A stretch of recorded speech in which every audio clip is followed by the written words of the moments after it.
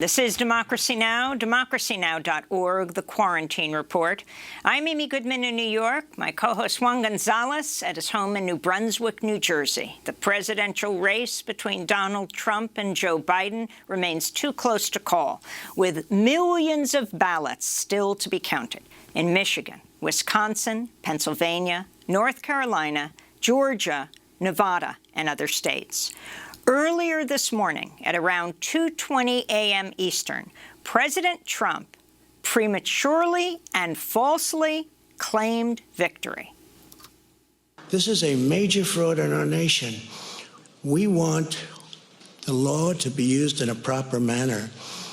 So we'll be going to the U.S. Supreme Court.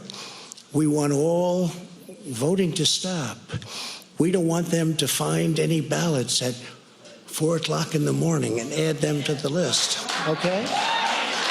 It's a very sad moment. To me, this is a very sad moment, and we will win this, and as far as I'm concerned, we already have won it. So I just want to thank. Despite the president's charge, no evidence of fraud has emerged in any state.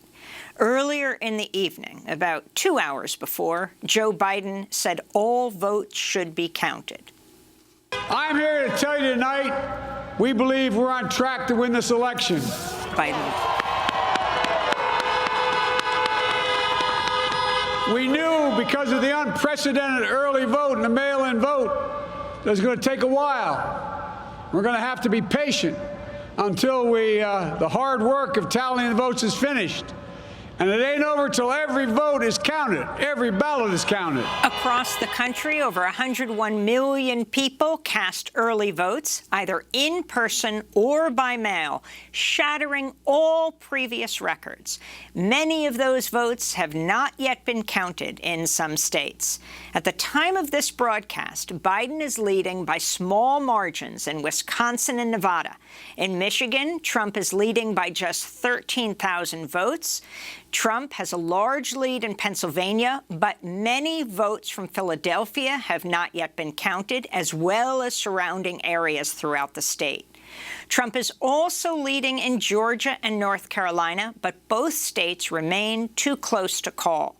We begin our show with Ben Jealous, president of People for the American Way, former president of the NAACP. His op-ed was published in USA Today. It's headlined, "Election Chaos. Keep Calm, Keep Counting, and Get to Work." And we're joined by Briahna Joy Gray, former National Press Secretary for Bernie Sanders 2020. She's the co-host of the Bad Faith podcast and contributing editor to Current Affairs. She tweeted through the night, so we were fortunate to be able to talk to her today because she tweeted right through this morning. Ben Jealous, we're beginning with you. Election chaos, keep calm, keep counting, and get to work. Respond to what President Trump says. He declared victory and called the elections a fraud. Trump is a fraud. Let's be clear here. We have reason to be very, very hopeful. Joe has won every single state that was won in 2016 by Ms. Clinton. He's also won Nebraska. He's won Arizona, and there's huge buckets of votes to be counted in urban areas: Pittsburgh, Philly, Milwaukee, Detroit, Atlanta. It's not just that there's votes that are left to be counted in these states. A lot of the little areas have come in, but the big urban areas, there's huge buckets of votes to be counted. So, Trump did what we expected him to do, which was to try to perpetrate this fraud on the people of our country that he had won when he has not. And I would say to my fellow Dems and folks who voted against Trump, folks who voted for Biden, just keep calm. We've got this. We've always known that we would have to wait for every vote to be counted. We're just going to have to keep calm and count every vote. Well, let's talk about one of the first states that was called last night, and that was Florida. Now, we know that many thousands, if not over 1 million votes, this is before the election, well before. When you talk about voter suppression, who got to vote and who didn't initially, if you can talk about what you see happened in Florida, and particularly talk about the Latinx vote. It definitely didn't come out for Biden and Harris in the way the Democrats had predicted. When you dig into what's going on with the Latinx vote in Florida, you've got to acknowledge a couple of things. One is that Donald Trump heavily outspent Joe Biden in advertising on Spanish language media targeting Latinx swing voters all across the country. Last time I checked, it was 10-1. People for one of the things that we tried to do was to make up for that gap. And we found ourselves scrambling, trying to get dollars for instance, even statewide radio in Florida. So there was just a failure over the summer to really court Latinx voters, especially those who speak Spanish as their main language. The second problem was, frankly, one of relationship. If you talk to folks in the Venezuelan community, which is critical to winning South Florida, where Joe did not perform as well as he did throughout the state, it's kind of insane because Trump and Pence, from a policy perspective, have great antipathy for what that community wants. And yet the leaders will say, but we know them. You know, Pence made dozens of trips down here. Democrats just made a few at that point. And so, you've got to kind of give it to Trump that from a marketing perspective, they've done a very good job of marketing themselves to Latinx voters in Southern Florida, despite the fact that they have Latinx children in cages on the border. And quite frankly, their policy interests are not in line, even with folks like in the Venezuelan community, whose leaders were very supportive of them because they felt like they had a relationship. I wanted to bring Briahna Joy Gray into this conversation, again, former National Press Secretary for Bernie Sanders. Talk about your response as you saw the way things were unfolding, what you predicted, what you're seeing now. In a moment, we're going to be speaking with Erica Andiola in Arizona. It may well be this Republican state was flipped, fascinatingly. It was Fox that first called it, to the ire of President Trump. CNN has yet to call it. But you have Arizona that looks like it has been won by Biden, but you have the very close races in Georgia, in North Carolina, in Michigan, in Florida, in Pennsylvania. I mean, could you imagine what would happen if there wasn't a pandemic? Yeah, the tragedy of this election, regardless of what the outcome ends up being, is that it was ever this close at all. For months, for years, Democrats have accurately described Trump as a pox on the country, as someone who has undermined every norm, who has caused a great deal of hardship on specifically historically marginalized communities, and someone who has done little at all to stem off the worst effects of this global health pandemic from a health perspective and from an economic perspective. And yet here we are. And I think when you start to dig a little deeper, you see what's going on. This was an election in which the Democratic Party was very clear to put neoliberalism on the ballot. Donald Trump, Joe Biden was a candidate who bragged to his donors that nothing would fundamentally change. He ran clearly feeling with the plan to marginalize the left and to be very clear about the fact that he didn't feel like he needed to reach out and do that kind of outreach. And specifically, he failed in the ways that Bernie Sanders really excelled when it came to Latino voters. And what you saw in Florida is not just that they were outspent, but that Donald Trump was up on the airwaves with Spanish language ads a full month before Joe Biden got into the state. Choices were made about when to invest and to what degree. And those choices ignored, perhaps fatally ignored, the extent to which the Latino vote is not guaranteed and it has to absolutely be earned by building a relationship of trust over time. And when you look at Nevada, one of the reasons why Joe Biden has done much better in terms of the Latino vote there is because he got there earlier and spent more money in the state. And also, there's some reporting out of The Intercept that that he was helped there by the fact that marijuana legalization was on the ballot, and that might have turned out more voters. So we're seeing some arguable correlation between pushing progressive policies and, of course, investing in communities in states going toward Democrats. And I think that we need to really think critically about how successful this nothing will fundamentally change message ultimately will be for the Democratic Party in the long run. Ben Jealous, your response. Well, I think all of that was spot on. This, our party has to, frankly, learn from the Trump campaign as far as we have to market to every single voter. The way that they went after, young black men, just trying to pull off 3-4%. We should have gone after with the intention of getting 95%. The way that they went after the Latinx community trying to get to 40%, we should have gone after trying to get to 80%. We've got to stop taking this kind of machine boss approach where you're just asking, are you winning a particular community? And you've got to start seeing, the people of this country as individuals, and you have to fight for every single one of their votes. And so I do believe that we're going to win. It should not be this close. Right now, we just got to keep calm, count every vote, push hard, and we have to push against the disinformation that is coming straight out of the White House in the mouth of the President of the United States, who took to the television at 2 a.m. to lie to the American people.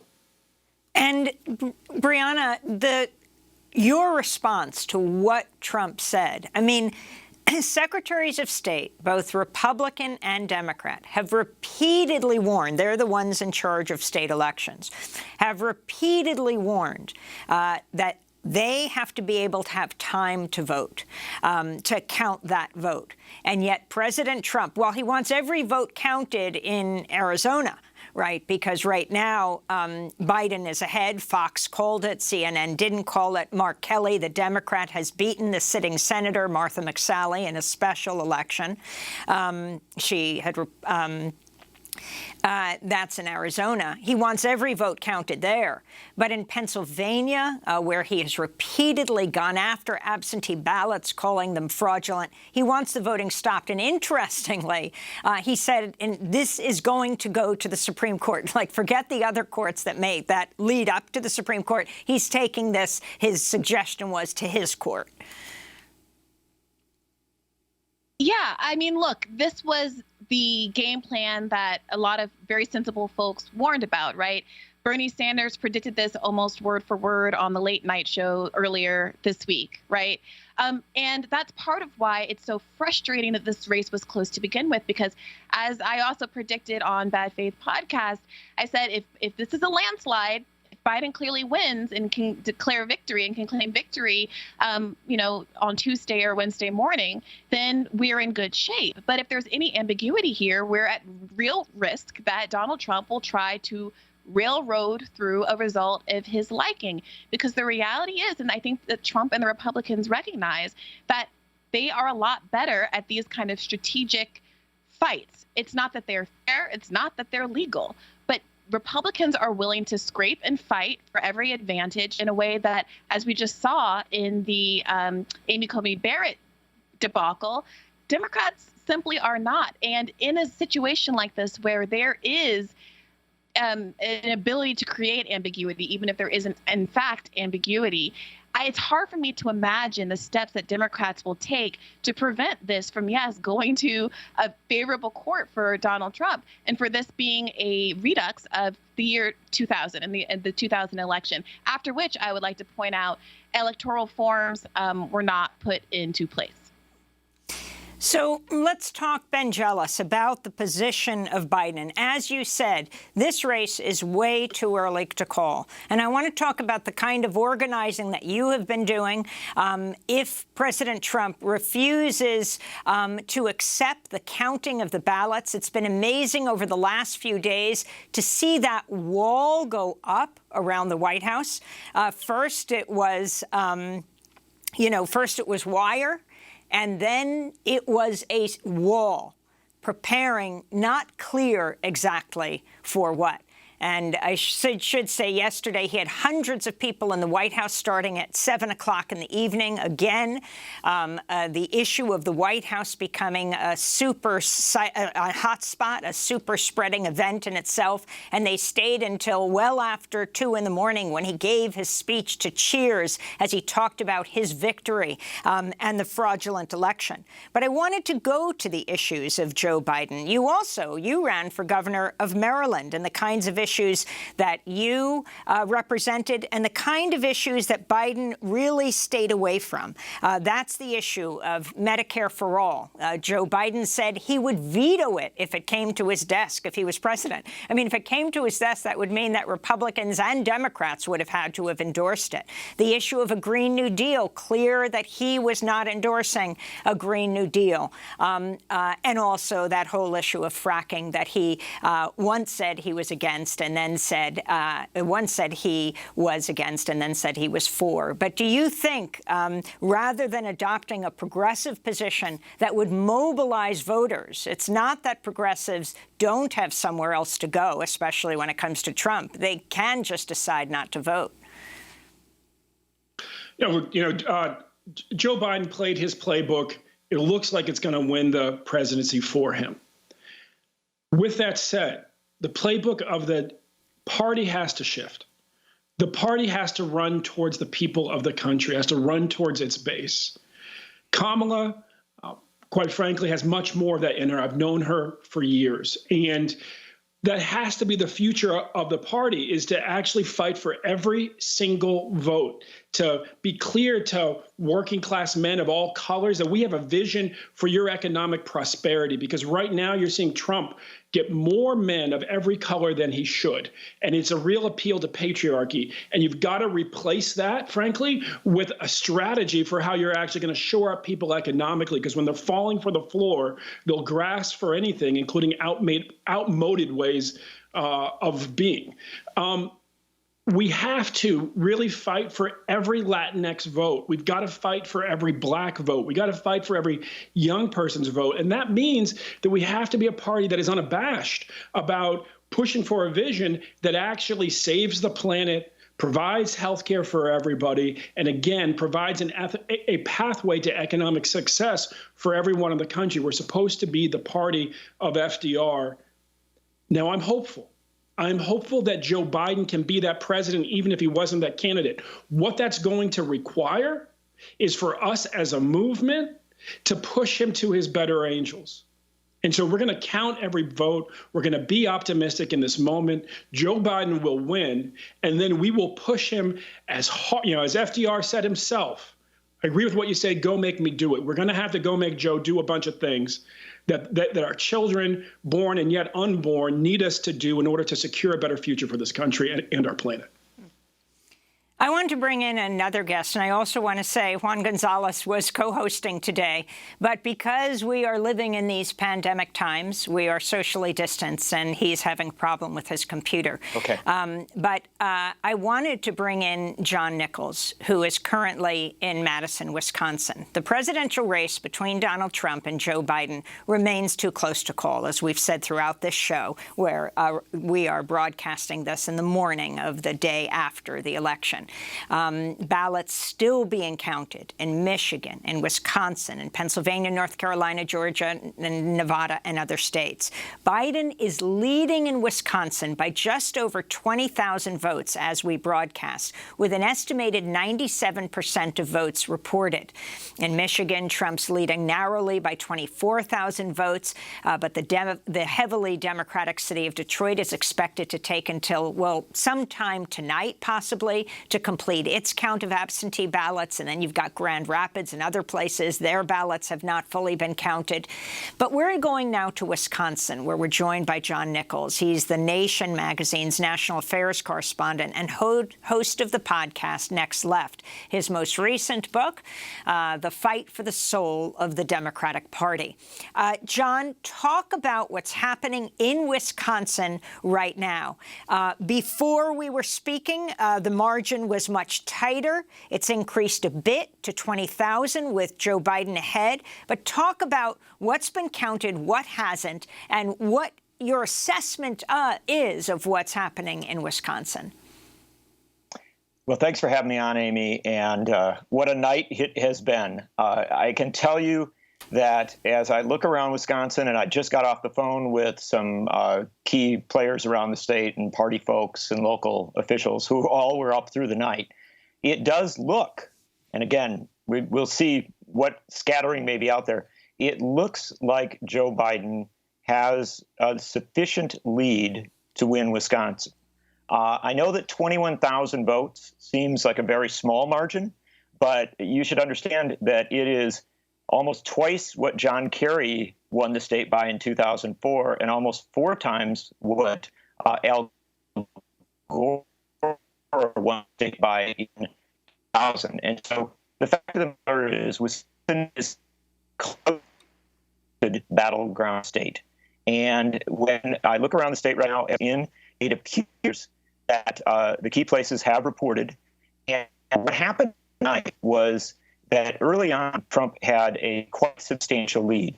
And in many ways, the reporting on that went to the heart of the problem with how media covers election night, because it was reporting from more rural areas and from more suburban areas.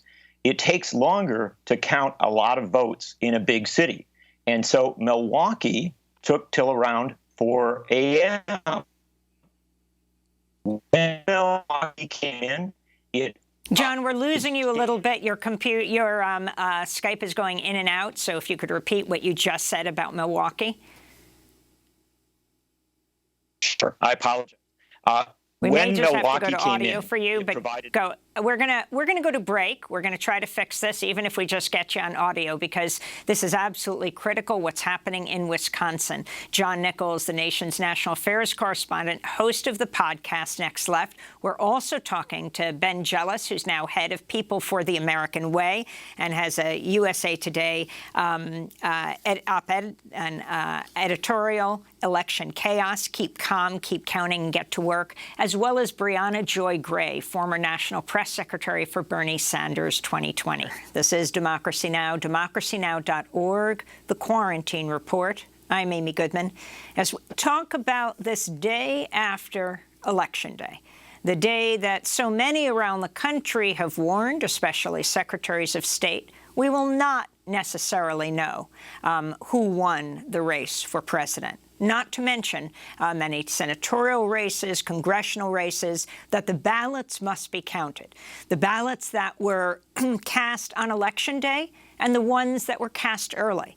I mean, there was a record-shattering number, 101, more than 101 million people cast votes early in this 2020 election, either an absentee ballot or early in-person voting. And all those votes must count.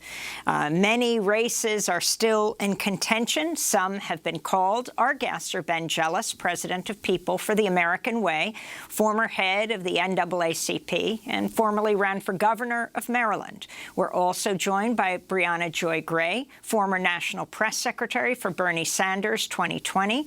John Nichols is the nation's national affairs correspondent and host of the podcast Next Left. His most recent book is The Fight for the Soul of the Democratic Party. Briahna Joy Gray, if you can talk about, I asked Ben about this earlier, but about the kind of organizing that's going on right now, with you have President Trump announcing he's won and that these elections are fraudulent if the states do not announce for him. He wants every vote counted in Arizona, where Fox and other news outlets, including AP, have called it for Joe Biden. But in Pennsylvania, he wants these absentee ballots, the voting count, to stop. Talk about the organizing before the election to get people to vote, and what's happening now, and what you want, how you want to see the Democratic Party respond. I'm glad you asked that question, because I think the real story here is the extent to which certain really key demographics who truly comprise the Democratic Party base were completely either ignored or undervalued, or those votes were assumed and not actually earned, right? So there was a lot of talk about the importance of Black and Latino voters during the primary that very quickly dissipated in the general when it became assumed that because Donald Trump is a racist who has backed a number of policies that disproportionately heap harm on those groups, that those votes would automatically come over to Joe Biden. But as you pointed out earlier, people can and do stay home. So in fact, exit polls show that Donald Trump did better with every demographic group except for white men. He's down 5 with white men, up 2 with white women, up 4 with both Black men and Black women, and up 3 with both Latino men and Latinas. And that's something that people are going to have to deal with. Now, my former colleague, Kayla Lacey at The Intercept, came out with a video earlier this week in which she interviewed and profiled voters in Philadelphia, and these were predominantly Black voters. Several of the men that were spoken to said, no, I'm not going to vote for Joe Biden because it was his policies from the 1990s that resulted in so many of my friends and families wasting their lives in jail, and they can't get that time back. There were other Black voters that she spoke to who sighed in a kind of resigned fashion to say, yes, I'm going to vote for Joe Biden, but I'm not enthusiastic about it. So again, the crime here is that the vote is this close. And while we, Democrats are looking hopefully to the returns from these major urban areas that are Blacker and supposedly more Democrat than the rest of the state, it remains to be seen whether or not Joe Biden did enough to demonstrate that that Black voters faithfully voting for Democrats in 90+% numbers for the last 50 years has resulted in a sufficient return on that investment that they're going to do so again this time around. I want to go to John Nichols in Madison, Wisconsin. John, I think we'll be able to hear you better on the telephone. So if you can explain what's happening in Milwaukee, what's happening in Green Bay, where President Trump spent a lot of time, and the votes at this point about 20,000 apart. It's a very close race, but Joe Biden does seem to be ahead.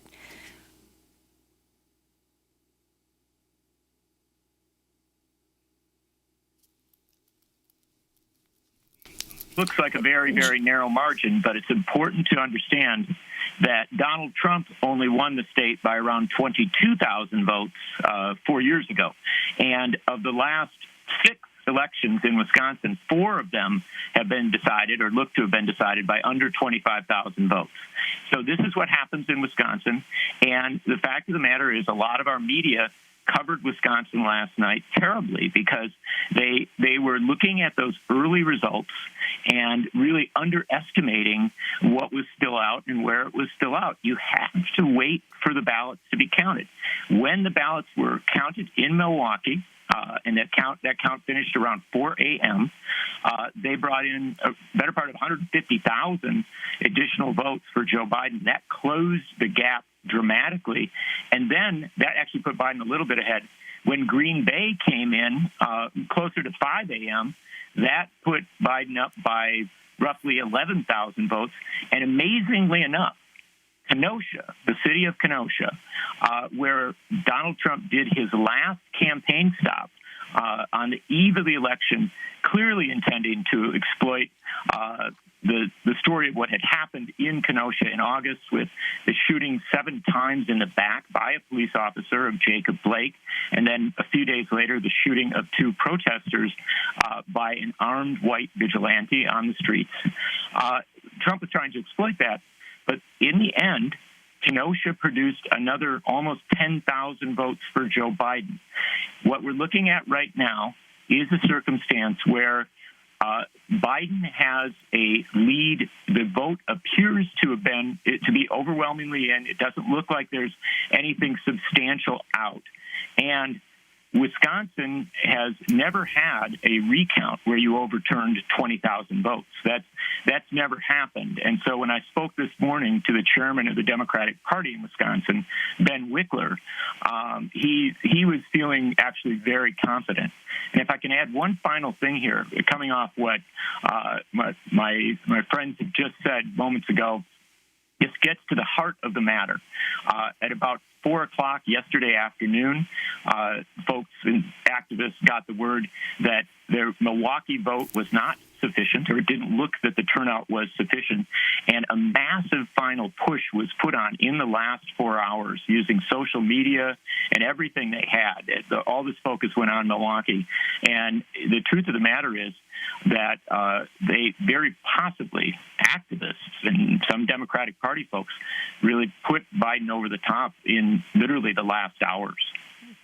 So I want to say that as we're broadcasting this, in Michigan, 64% of the vote has been counted in Wayne County, which includes, it's the largest county in Michigan and includes Detroit.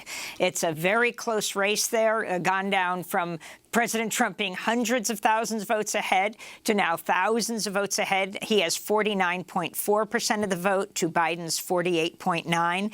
Georgia, 8% of the vote remains to be counted overall in Michigan. 14% of the vote remains to be counted. In Pennsylvania, 25%, a quarter of the vote remains to be counted. Briahna, I wanted to ask you about media coverage of how serious of what they value and what they don't, especially in the corporate media, raising issues of concern like the Latinx population and the African-American population not responding as much to Biden's message. Yeah, well, the corporate media lied to Americans about what electability entailed. And principally, they did that in the primary by pretending as though the 13% of voters in South Carolina that participated in the primary were a good bellwether for how various groups of people of color across the country would vote, particularly in those states that are actually game changers in an election, unlike South Carolina. So the fact that Bernie Sanders was consistently winning 70% of the Latino vote was erased, and the Bernie bro mythology persisted from the beginning. In Iowa, it has a small non-white population, it's 10%, but Bernie Sanders dominated there because the campaign invested early and thought it was important to station campaign workers outside of meatpacking plants who spoke Amharic, who could communicate to the various communities that were living there. Despite all of the coverage and back and forth about the culinary workers and the so-called abuse that they were receiving from Bernie supporters, they broke with leadership, and those predominantly Latino workers supported Bernie Sanders overwhelmingly, and he won 70% of the vote in Nevada. And when that happened, you had media figures like Soledad O'Brien saying, well, I'll wait and see what happens when non-white states vote, right? When diverse states vote, completely erasing any voters of color that weren't Black. And now we're seeing what's happening. One other aspect of this was the narrative about Florida and how Bernie Sanders couldn't possibly win there because of the socialism smear and how that was going to affect more conservative Latino communities. Well, look what's happened. That smear was still applied and appears to have stuck to some degree to Joe Biden. But what you don't have is the positive ability to run on incredibly popular programs like Medicare for All and student debt cancellation and a more progressive immigration platform than Joe Biden had. And so it looks as though Joe Biden's strategy to get this, defector Republican did not work. There weren't enough of these moderate Republicans to go after. And who knows how many genuine progressives or working class people who simply needed material uplift that could have been delivered by these progressive policies. Who knows how many of them could have come over to our side. And one last point, if you look at the fact that Florida passed a $15 minimum wage raise, but didn't vote for Joe Biden, you see there the gap between the politician and the policy and what might have been able to be achieved if Joe Biden had, in fact, allowed himself to be pushed left in a way that he wasn't. Even in the midst of the biggest protest in American history, he didn't budge. So the work of activists is really made for them. I want to read a statement from Biden campaign manager Jen O'Malley Dillon, who said the president's statement tonight about trying to shut down the counting of duly cast ballots was outrageous, unprecedented and incorrect. Having encouraged Republican efforts in multiple states to prevent the legal counting of these ballots before Election Day, now Donald Trump is saying these ballots can't be counted after Election Day either. That's a statement from Biden campaign manager Jen O'Malley-Dillon. Ben Jealous, finally, where you see what's happening going today. Again, the headline of your op-ed in USA Today, election chaos, keep calm, keep counting, get to work. And you know what happened in 2000. You know when the recounting was happening in the Bush v. Gore presidential race in Florida. A group of Republican operatives posing as grassroots activists, but many of them coming from Washington, stormed the area where the recount was happening and stopped it. And that ultimately threw it into the Supreme Court, which made the decision. And we know that certainly Donald Trump knows that route and said very ominously last night, I will take this to the Supreme Court. Not saying he was going to take it up to the Supreme Court, but right to the Supreme Court. Yeah, look, what we're in the midst of right now is an epic battle between money and people. In our country, those are the two forces. You have folks who organize money and folks who organize people. Donald Trump has installed a far right-wing justice, his 6-1, pushed by organized money that is very keen on destroying the Affordable Care Act. On the other hand, Joe Biden has organized the American people. He has won the national popular vote. I think he's up more than 2 million at this point. And we've just got to keep calm because it looks like not only has he won the national popular vote, but he will win the electoral college vote too. What every American should be doing right now who's outraged by the president's attempt to steal this election and the special interests who are pushing him to do that and push through Amy Coney Barrett is to make sure that you're organized. The people can beat money every day, but you have to be organized. There will be protests across this country today in response to the president's outrageous comments last night. If you feel safe being at them, you should be at them. You should sign up with groups, whether it's People For or it's Move On or it's the NAACP or Color of Change. We've got to be organized in this moment. And then once we win, and I do believe we will win, we have to make sure that the national popular vote counts. We have to end this crazy sort of gerrymandering of presidential politics where entire demographics are treated like they don't count. Entire states are treated like they don't count. And the American people, frankly, eyes glaze over when they see, and their faith starts to wane when they see the popular vote not matter presidential after presidential after presidential after presidential. So I would just say kind of 1, 2, 3. We did step 5 seconds. 1, we turned out to vote. Step 2, make sure every vote is counted. And step 3, make sure that every vote matters. Ben Jealous, we want to thank you for being with us. President of People for the American Way, Briahna Joy Gray, former press secretary for Bernie Sanders, co-host of the Bad Faith podcast, and John Nichols of The Nation magazine, speaking to us from Wisconsin. That does it for our show. An enormous thank you to our entire team, produced by Renee Feltz, Mike Burke, Dina Guzder, Libby Rainey, Nermeen Sheikh, Maria Taracena, Carla Wills, Tammy Warrenoff, Trina Nadura, Sam Alcoff. Special thanks to Julie Crosby, Becca Staley, Paul Powell. I'm Amy Goodman. Thanks so much for joining us.